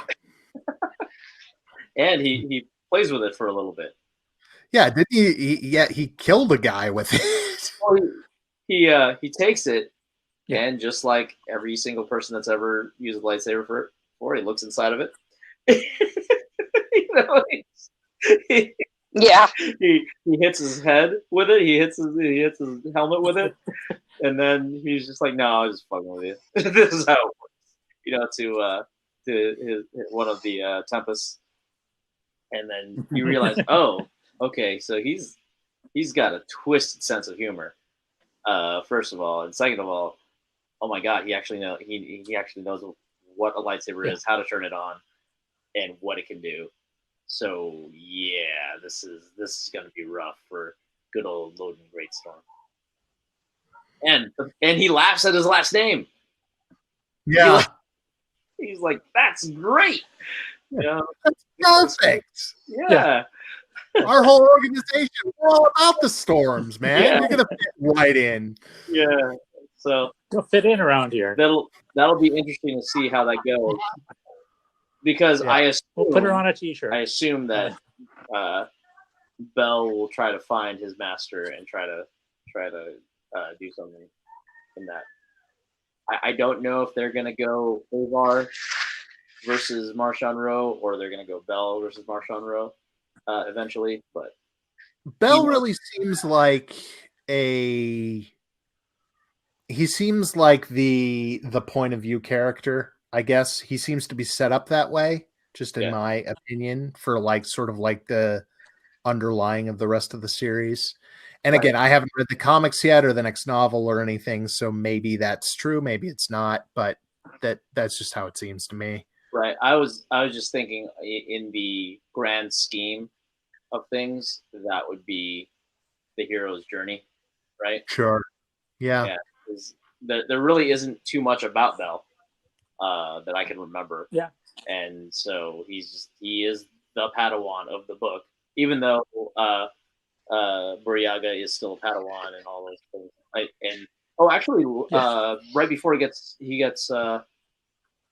he gets taken, Loden decides that he's ready. He's a Jedi Knight. He decides. Yeah. Don't worry about it. When we get back to the council, I'm gonna tell them you're a knight. Yeah. Yeah. Which is wow.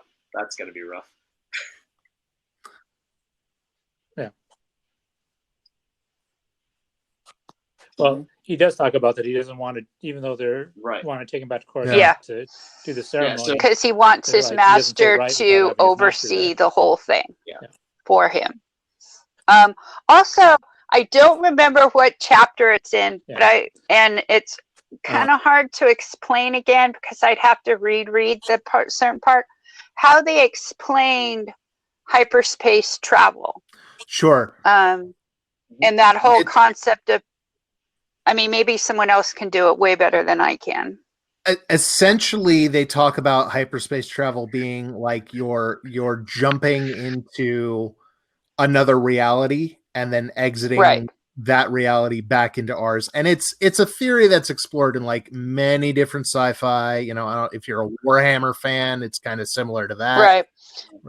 But that's why they're saying, and I know they touch, I think it's in the second act, they talk about it. And that's why they're saying, that's why they were wondering how could another ship come across into their reality that they jumped into, because only one ship within one reality within the hyperspace travel and stuff. Okay. Sorry. Yeah.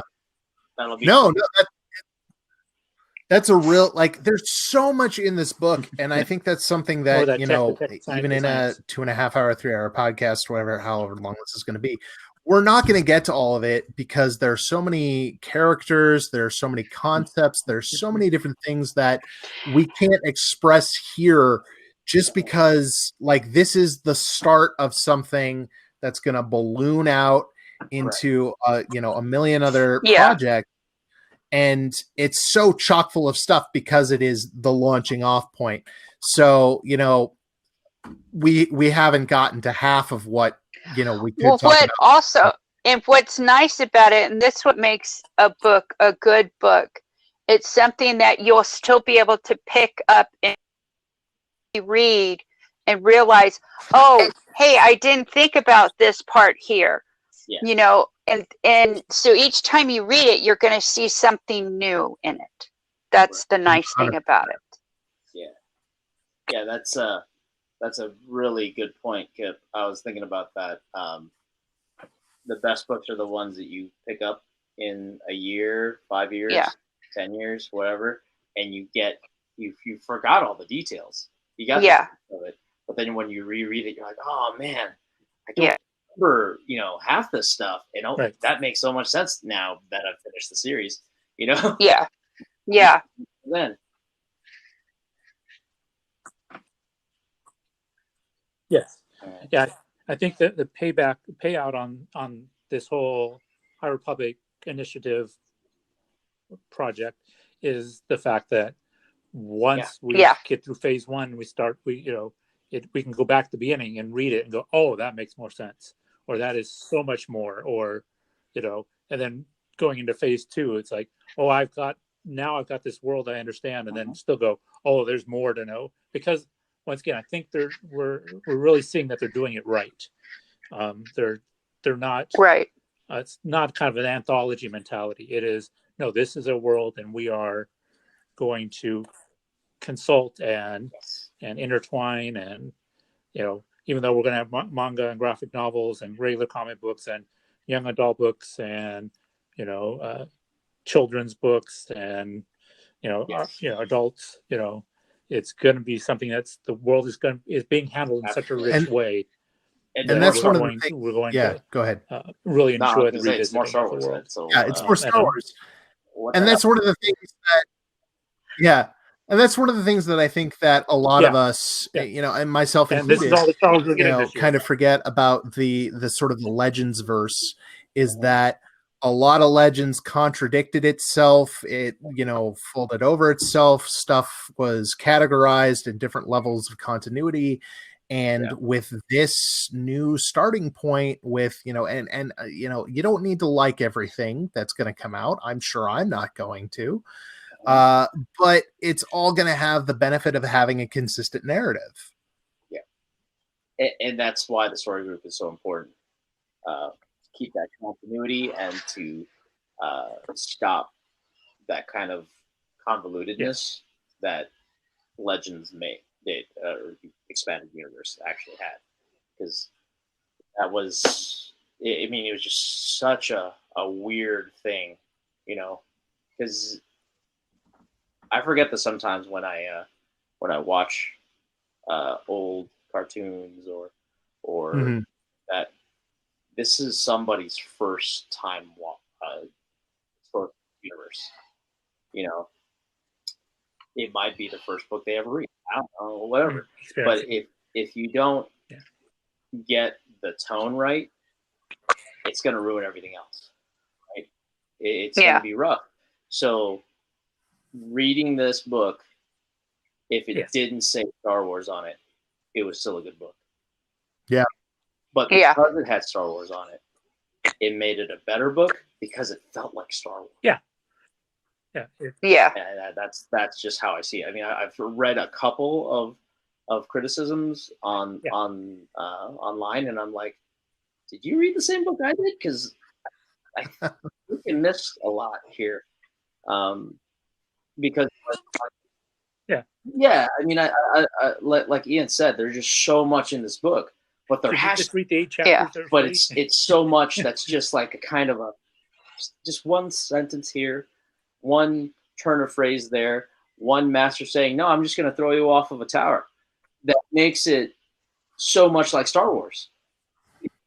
And but still a fresh story with new things. I mean, it's pretty standard science fiction. There's something bad that happened. These guys are deployed to fix it. Here's a big battle. Okay. That's generally speaking 99% of all science fiction movies I've seen. So problem, people sent out to take care of it. All right, here's Yeah. That's kind of what makes this so good, I think, is because it had that same feel to it. Okay, I'm comfortable with this type of story, but it had all these little details and characterizations in it that made you go, yes, this is Star Wars. Yes, this is the idealized Jedi. Yes, this is. I mean, I felt like that was the ideal Republic. It was. Yeah. The chancellor wasn't just like, nope, screw those guys. She was like, no, let's take a look at it. Well, no, we are. And like Andre said, it was a little bit, fanatical on both ends, because that at the very end, she was just like, there's 5 words. We are all the Republic. And I'm like, that might go bad. And the Night Elf, right? they had their own little chant. That they did it before every battle. I remember they said something about the storm. And something Ride the storm. Yeah, we ride the storm. Yeah, that's. I think that's what it was. But you see it on both sides, which is really So I'm a big fan. I would give, if we're giving out stars, I'd give this 5 stars out of 5. Yeah. Yeah.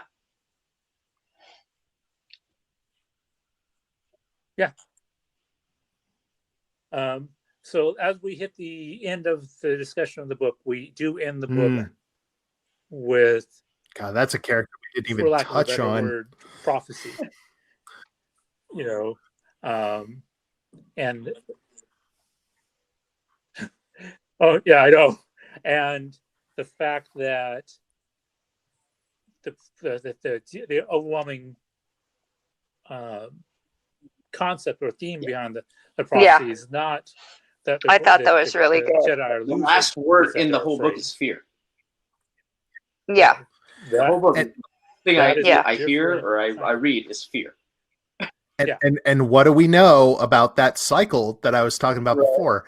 The fall of the Jedi always begins and ends with fear.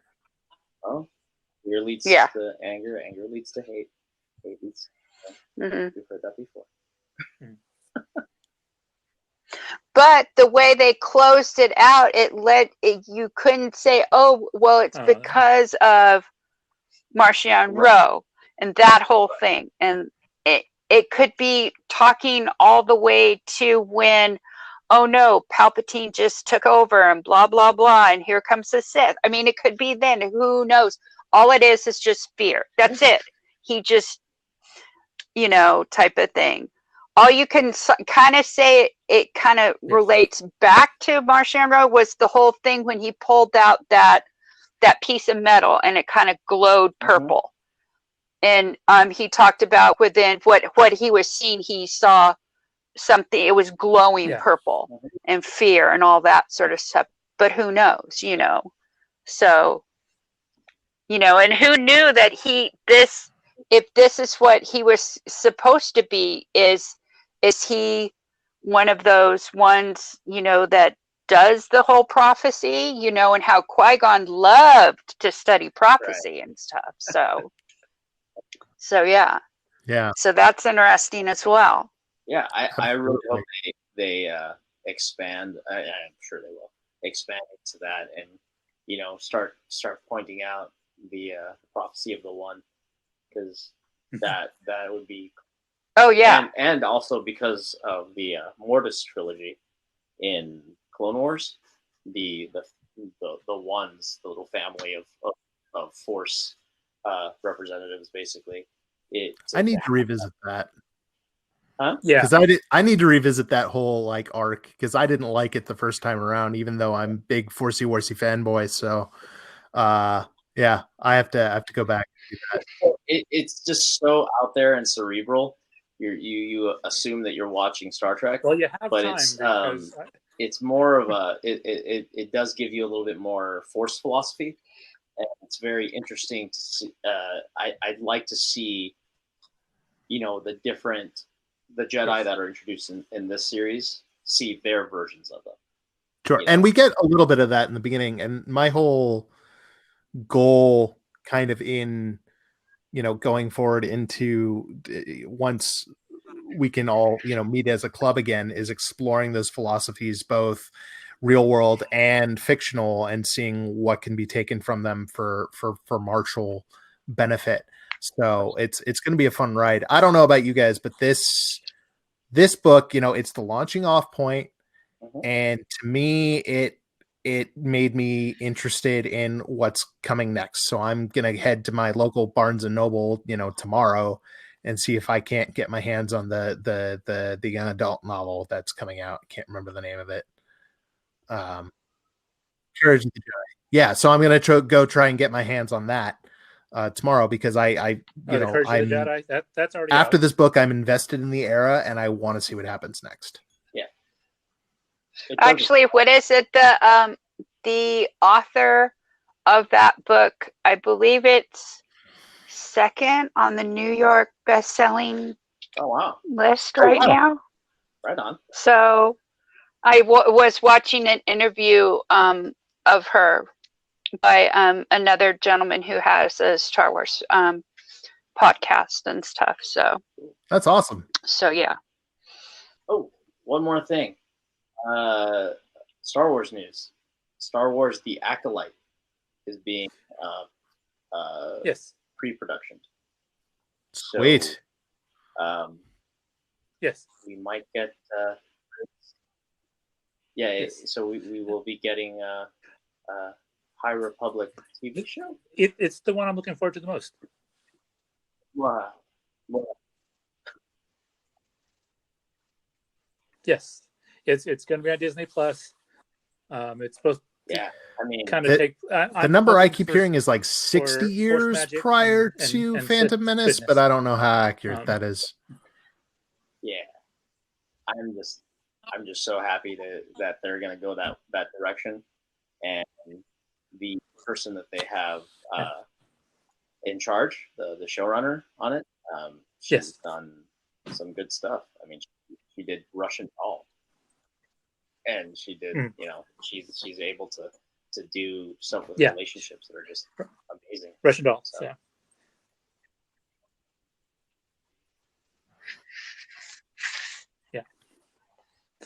Okay, so anything else more we want to talk about this book? We've got some really great Jedi. About the Nihil. I can't really wait to cool see bad guys. when people are allowed to gather.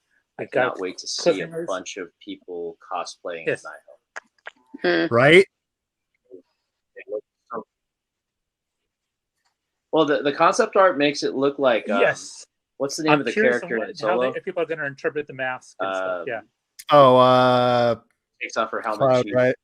Yeah, Cloud Riders. But you know who I'm talking about. They just look like they can scrap, and you know what it is? Yeah. They feel like wastelanders.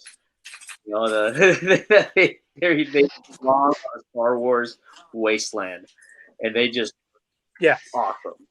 Well, and that group. Yeah. Oh. Yeah. There's gonna and the cool thing is, like, each Nihil is parties, described as having their own unique mask, right? So dangerous. This could be like a whole. This could be like a whole new Mando Mercs thing, where it's just like, here's the base concept. Yes. Do what you want with it. Yeah, I mean, I'm down.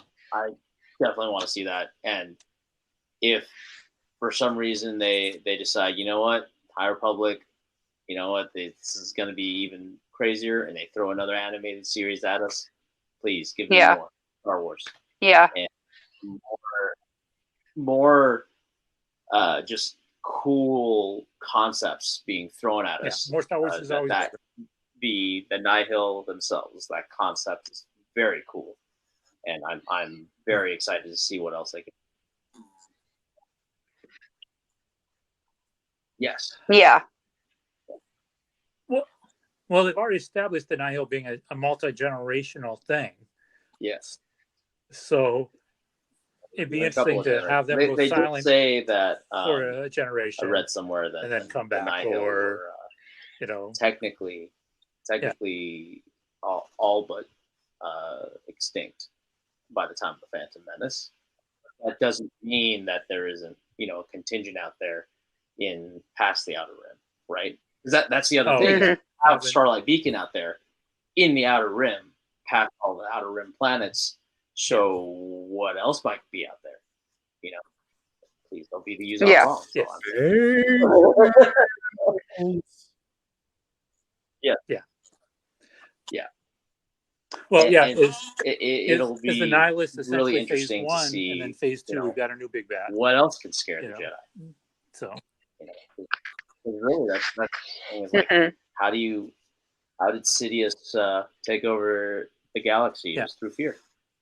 Yeah, and what made the Jedi what they were, and the Phantom Menace, you know? Right? It becomes so dogmatic in the end, right? Yeah. I am so interested. I'm invested. And so Mary. I am too. Stoked. Yeah. Yes. Yeah. Okay, so are you gonna say the question, or am I just gonna blurt out the answer? That talked about. Okay, we were introduced to a Wookiee Padawan in this series, but he was not the first Wookiee Padawan youngling that we were introduced to. Well, in our he is the first Wookiee in either universe that I can remember. Fair. That was considered I almost Padawan got thrown off and a Jedi, and that would be. Yes.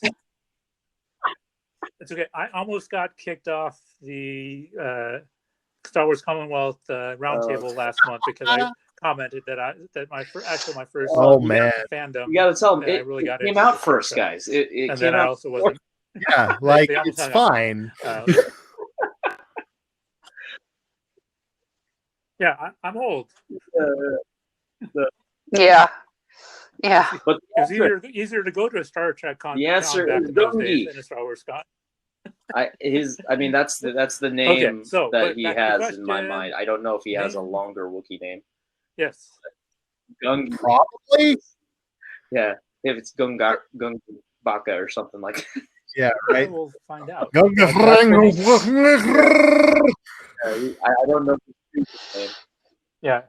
Gungi. Okay, Gungi is my boy. I think mainly because he's just listed as Gungi.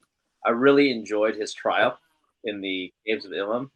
It was like in my mind, especially when I was watching that, like the only Wookiee that we've seen is Chewbacca and his father, and they were badasses.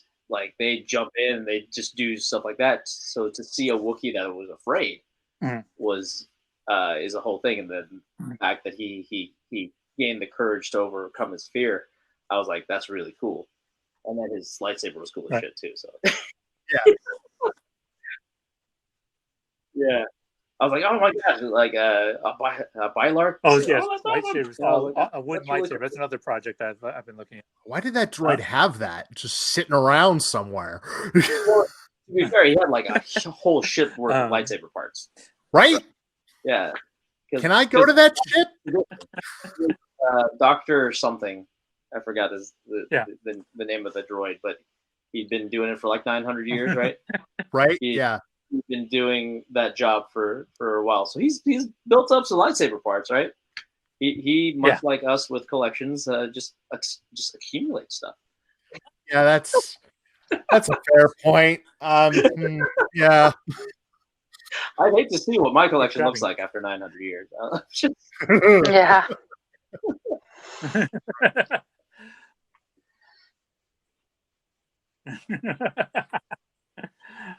Okay, well, we don't necessarily know when the next podcast is going to be because we are entering a drought of Star Wars-ness. And so unless we start discussing things in the past or the obscura or whatnot, and I haven't thought of anything yet to make the next topic. So there you go. Older books now. We could do, from a certain point of view, the one that relates to Empire Strikes Back. Yeah. I think Kip's trying to make me go buy 2 books at Barnes & Noble tomorrow. Before the end of the last year.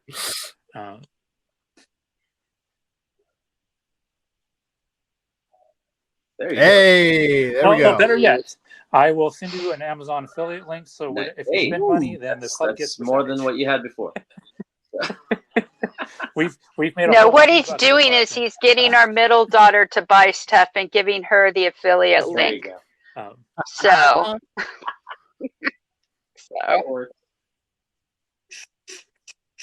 No, they aren't. Great. Now somebody from Amazon's going to hear this, and we're going to lose it. But it's okay. Okay, we should probably wrap up before we go completely off the rails. If you want to learn lightsabers in Arizona, you want to share, we do all sorts of different types of sword play, and then we put a lightsaber in your hand and do that sword play. Phoenix Saber Academy, you can find us at phoenixsaber.com. Also, the Saber Martial Arts Foundation, sabermartialarts.life.